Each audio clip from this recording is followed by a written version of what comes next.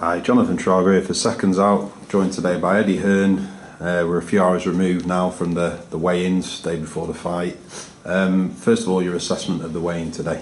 Yeah, it was good. I thought it was a good event, great turnout. I think capacity was about 1,200. We did that quite quickly and had to turn away a few hundred.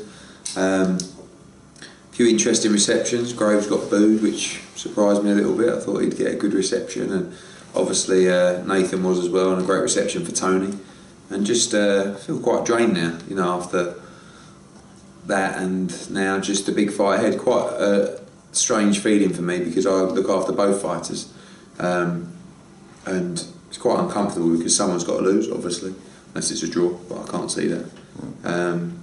So normally I'd be really into a fight, and you know, when the bell goes I'm up cheering and shouting, but obviously it'd be quite different tomorrow. I've never had a fight of this magnitude where I represent both fighters, so sort of, you know, twisted emotions really. Yeah, and I was going to say, I mean, the first question is a bit of a long-winded one, but there is a point at the end of it. Okay.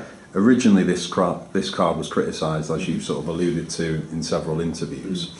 Progressively, as the card was built up and became stacked, obviously those murmurings on Twitter and what have you have reduced by the week. Now people are seeing that it is becoming, you know, pay-per-view worthy.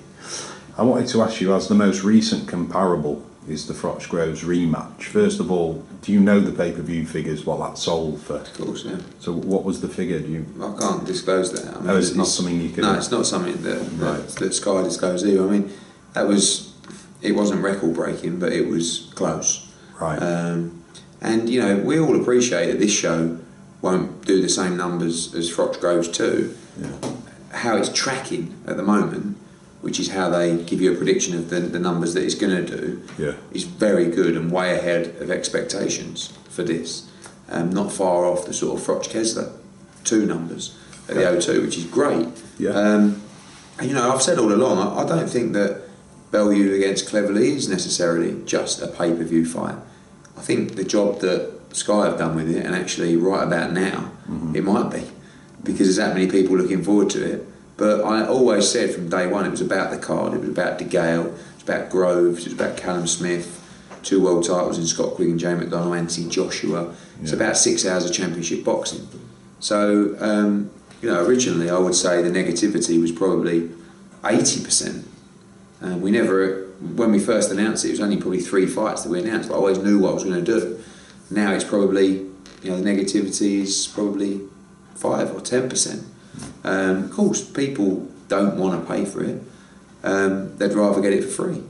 And I think the disappointment comes because people really want to see this show. But the only way I could put this show together was via the pay-per-view model.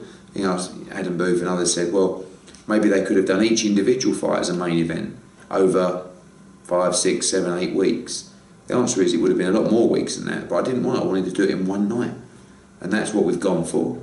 And at the moment, it's proving to be a big success. And can I just ask you, without divulging the numbers, you said you're not at liberty to sort of disclose figures, but when you say that this is now approaching Froch Kessler 2, how did Froch Kessler 2 compare to Froch Groves 2? Are we looking, was it about half? No, it was probably... Three-quarters? Froch Groves was probably 2/3, 3/4... Sorry, Froch Kessler was probably 2/3, 3/4 of Froch Groves, and it's continually grown from there. Right. So, you know, and there's all kinds of figures, and the figures that have been bandied around for Froch Groves 2 are pretty close. I mean, no, you know, the only people that know the exact figures are people at Sky and us, because we're subject to the reports. But most people get wind of the figures as they would after this one. Yeah. You know, but you know, the issue is it's not rocket science. In boxing, there are rights fees coming from Sky Sports, who pay us a rights fee, Channel 5, who might pay Mick Hennessy a rights fee, you know, Frank Warren will get his rights fees, presumably from Box Nation, but they're not big enough. You know, they're not big enough to put on this kind of card through those rights fees. And there's no middle ground. So it's either your normal rights fee or pay-per-view. There's not like Sky don't suddenly say, oh, well, we'll give you half that sort of money in rights fees. It doesn't happen. Boxing, unfortunately, is not big enough for them yet to do that. So this is the model where it works. And you know, it's like talking about really Sky pay-per-view is kind of like the holy grail for a fighter. It's where everybody wants to get to. It's the only way that you can make significant money in the sport. I mean, talking about huge money. Yeah. And it's the only platform that does it in the way that it does, you know. And people talk about, yeah, Channel 5, you know, you get good numbers on Channel 5, you do. But where's the end game? And just because there's a lot of people watching your fight, does that convert to a bigger purse? The answer is no. You know, so the pay-per-view model, and it's not something we're looking to exploit. I mean, you know, this is the second one this year. Froch Groves 2 was fantastic. We didn't get one complaint. You know, and I actually don't think we'll get any complaints about this one. But sometimes cut the fights ain't great, and Tony Bellew and Nathan Cleverly collide with a head clash in the first round, and it's called off on a technical draw, and you know, it just happens, doesn't it? But yeah. I think generally, you know, bang for your buck, people are going to be pleased with tomorrow night. Yeah. You've got a set budget to play with, whatever the model, and you either have a choice to do 6 or 7 championship bouts, like I've done, or you do 2 or 3. And I've gone for 6 or 7. And there will be some easier fights when there's 6 or 7 as opposed to when there's 2 or 3, because they'll just be pure 50-50s. Depends what you like, doesn't it? You know. Yeah. I know that my mates like to see the bigger names, and the casual fans like to see the bigger names. But if you actually study the fights, they're not knockover jobs. I mean, they're all quality fights. Paraban, very close decision with Beaker. You know, I mean, Beaker's a tough individual. Toughest fight the Gales ever had, Paraban, in my opinion. Because the one before was Gonzalez. Take Groves away. The one before was Gonzalez. I think Paraban beats Gonzalez. But people have it's polarised people in boxing. Some of Tony's remarks yesterday at the press conference, obviously you'll know what I'm referring to, the AA comments. Do you think Tony there was perhaps overstepping the mark slightly, making it such a personal jibe? Yeah, but the problem is it's become personal, you know, and it has been all along. So Tony's his own man. He's not someone that's overly bothered about his public persona or people's perception towards him. It's just himself. So if he wants to say something, he'll say it. He won't worry about the consequences or what you might think about him saying that. Doesn't make it right what he said, but you know, I don't think it's been too bad. I mean, you know, there's things said, the other option is to nut him. You know, that's probably a lot worse if they start rolling around and have a fight. But I think there's a little bit of mind games as well, trying to get in his head, make him think, you know, what does he mean by that or what, you know. And on the other hand, Nathan, you know, when they were talking at the press at the weigh-in today, Nathan just said to him, "You're so desperate, you know, so desperate throwing this stuff out there. Maybe he's right, you know." It's one of those fights you just don't know what's going to happen. Yeah. You know, and I hope after there's humility from both of them. I'm not sure there will be, but I will be the first one in the ring to say, "Right, go and shake your hand." You know. And do you think that's realistic? Because I spoke to Tony yesterday. He was sort of adamant that. I don't think it'll happen. No. And I wanted to get your thoughts on Nathan's. I mean, when I interviewed him yesterday, he came out with a comment which sort of took me back a little bit. That the loser will most likely walk away from boxing. He said there's that much at stake. What's your thoughts on that? Because I know you've gone on record as saying that the loser even could go on to. I believe that the winner will definitely go and fight for a world title. The loser, I believe, after a comeback fight, could go and fight for a world title because of the profile of the fight. But ultimately, Nathan's right in some respect. I think Nathan said that if I can't beat Tony Bellew, I can't go on and win world titles. And I want to be in the sport to win world titles. It's a bit like Matthew Macklin last week, you know. He could certainly carry on, but can he go and win a world title? Well, the answer on last week's show is no. Therefore, do I want to carry on in the sport? There's just so much on the line here in terms of pride, and that it's going to be a crushing defeat for the loser. To go back in those changing rooms and be beaten by this man, it's going to be tough to take. And I think emotionally and mentally, rather than physically, will be the decision of whether to carry on. I think Tony would carry on if he lost, but I'm not sure if Nathan would if he lost. All right. And then I sort of wanted to move on to James Bigale. Obviously, the situation as it stands is quite unclear with Carl and what have you. I mean, there's been the implications that Carl will fight Chavez and what have you. So obviously in that situation, then maybe the belt will be vacated for James to fight for. But in the scenario that they did fight, again, the situation would arise whereby you would be the promoter promoting a massive fight and you are promoting both fighters. So I just wanted to ask, I mean, to me it seems like that will be a peculiar predicament, because obviously on the one hand you've got Carl, who you've developed a very close relationship with, and obviously you wouldn't want him to tarnish his legacy.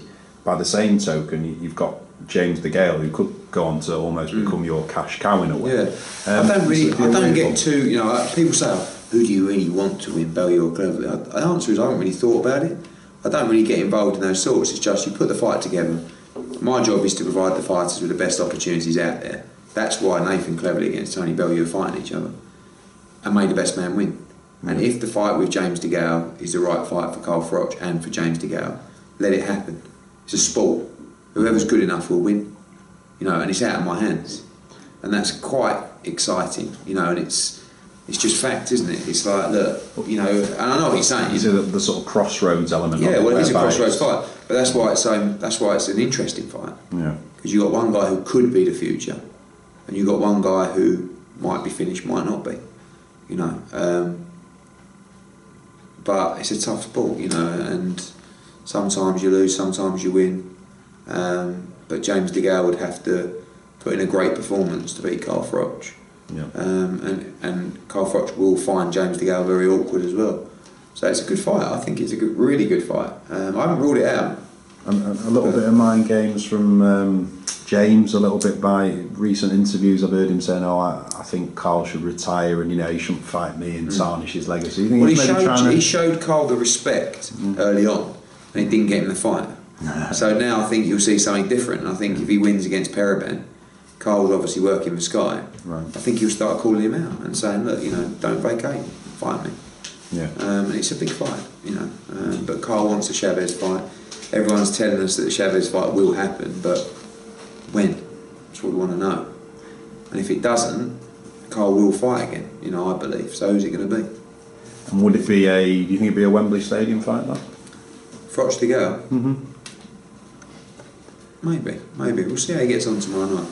Could look sensational tomorrow night and everyone starts calling the fight off. I think the problem at the moment is not enough people have sort of stood up and said, we want that fight, you know. I think he needs to be shown the demand, Carl, for that fight to warrant it being big enough. Yeah. And then I wanted to ask about when I last interviewed you, I think it was after the Scott Quigg fight at the Phones for You about 8 weeks ago now, wasn't it? I remember talking to you about the Quigg-Frampton fight, but we sort of delved into the area of the split of the purse. And I remember you sort of being quite insistent on the fact that you'd want a 50-50 split because of what you bring to the table as well, with obviously the Sky and the promotional side of things, and obviously he's got a world title as well.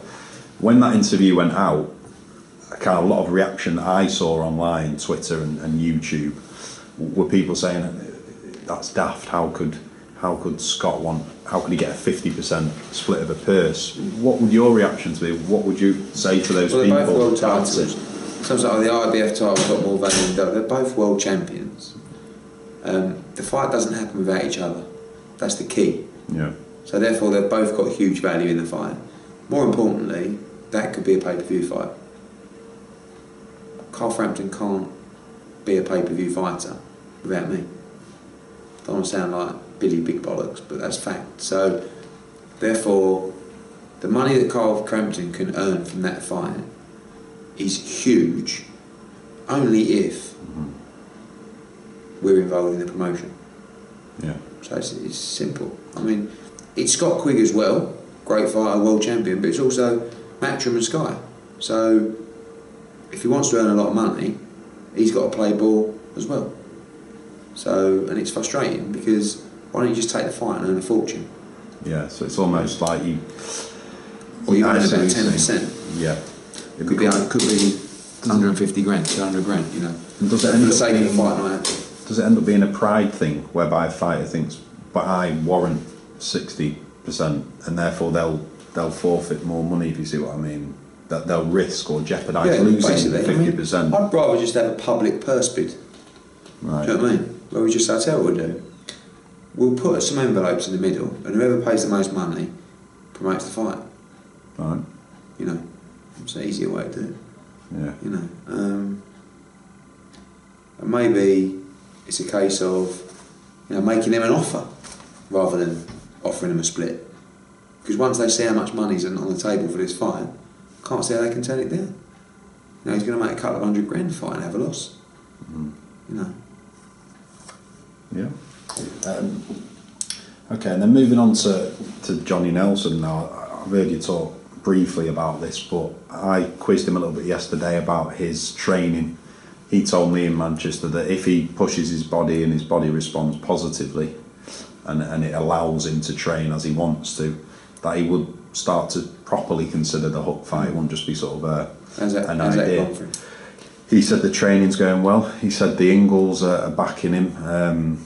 He mentioned a sparring session in which people were very impressed with how he was looking. So all indications suggested that he's quite happy, and you know that he is strongly considering it. I mean, with Johnny being, you know, one of Sky's main pundits, and obviously yourself being an integral part of the Matchroom and Sky relationship, is that something you'd be heavily involved in, do you think, if it were to come to fruition? I like Johnny a lot, so I don't want to sort of dampen his his quest, but it's not something that I'm overly comfortable with because he hasn't boxed for 8 or 9 years. I don't think he could move straight into a world title fight. He's not ranked with the WBO. He hasn't even got a licence yet. He might not be granted one by the board. There's definitely interest and value in his return, but I haven't really discussed it with him enough to know, you know, if he thinks he's going to come out of retirement, fight Marco Huck for £1 million, it just ain't going to happen. Right. You know, but if he wants to come back, but do you really want to do that? You know, do you want to come back and have an 8-rounder or a 10-rounder and then go for another camp? And I think what he'd want to do is come back and have one big fight, but I don't think the financials will once the reality kicks home. I'm not sure how appealing it will be to him. Right. Okay. And I wanted to ask your opinion. I mean, obviously George will have an agenda when he now talks to the press about, particularly about Carl, because it seems very unlikely that Carl would ever fight him again. But I seen his interview the other day, and he said that Carl's aware that he's been lucky twice against me. I mean, how do you react to that? Do you think it's just posturing because he's so desperate to get that third I like fight? George because he always gets people talking. Yeah. I don't think he was lucky in the first fight. I think he made a miraculous recovery to beat a George Groves who performed really well. In the second fight, I think he took his time. I think he was neck and neck. Had him up by a round, and he knocked him out cold at Wembley. It was about as clinical as you could get in a fight. I'm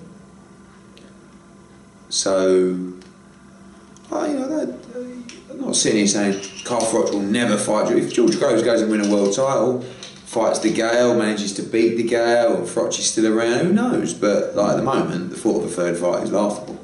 Yeah. But he does bring value to the table. That's why he's on the show. That's why we wanted him on the show this weekend. Does good numbers, very popular, exciting. So he's got a future, you know. Whether that's against Carl Froch or not. And people talk about George Groves, and they, you know, since that interview, people have been talking about that interview. You know, people say to me, "Is that George Groves mad? What, he thinks he can fight Carl Froch again?" You know, but he's good at that. Yeah. And then I just wanted to end up and ask you a couple of questions about the trip to Carson, California. Obviously, that magical night for British boxing when Kel did the business and won the world title. Obviously, he fought against an Al Haymon fighter. I wanted to ask you first of all, because there's this kind of veil of mystery that surrounds Al Haymon. You know, it's kind of like this ghost-like figure, and everyone sort of talked about him. First of all, did you meet him? And second of all, you know, what were your dealings like with his people? I met him in Carson, and we've done a lot of business together since. Spoke to him a couple of times on the phone. Spoke to his people a lot. Sometimes 3 or 4 times a day at the moment. I think there's a lot of opportunities for us to work with him and his team. So a lot of synergy. You've seen the Comida, Jamie McDonald fight, and you know, many other fights being discussed between his fighters and our fighters. So he definitely exists. He's obviously very smart. He's obviously very powerful. He's obviously looking to have a real go, and I think we're going to end up doing a lot of business together. Right, fantastic. And do you still have aspirations to open up the Matchroom branch in the States at some point? Sure, and that could be, you know, a discussion that takes place in future with him in that respect. Got so much going on in the UK, it's been difficult to make that move. But over the last 3 or 4 months, we've been building relationships and setting up ideas and strategies for an expansion to the US, and certainly in 2015 you'll see it. Lovely. Well, obviously, best of luck with the show tomorrow, Eddie, and thanks for the time as always. Cheers, mate.